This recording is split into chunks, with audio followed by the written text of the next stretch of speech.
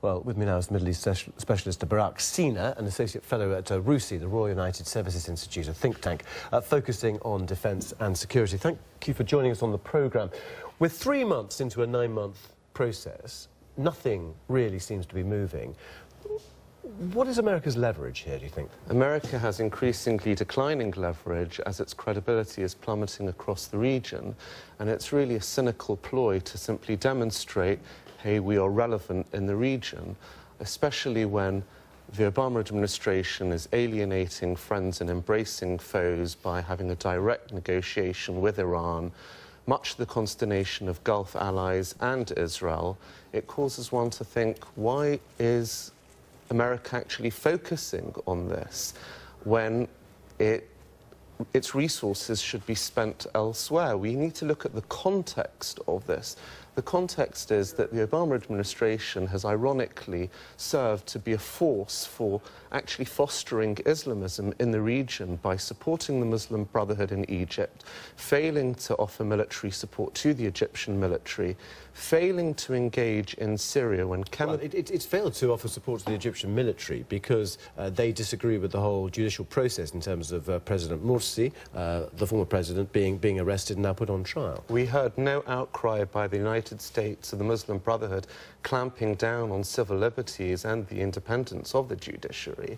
So I'd rather have an undemocratic military that's pro-Western in its orientation than a Muslim Brotherhood that embraces a jihadi philosophy. OK, well let's put Egypt to one side, although, of course, it is part of that wider picture, of course. When it comes to the end of this peace process timeframe, as outlined, which is next April, what will America do then? America will just simply repeat the past failures of its previous administrations. It would be unprecedented for there to be success.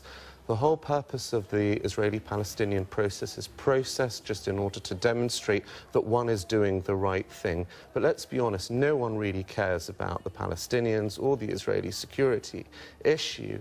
When President Obama went to the Gulf and he met with King Abdullah and he said the road to Tehran runs through Jerusalem, we need to resolve the Israeli-Palestinian conflict, King Abdullah looked at him in a bewildered manner, as WikiLeaks reveals, and says, what are you talking about? Iran is the problem, cut off the head of the snake.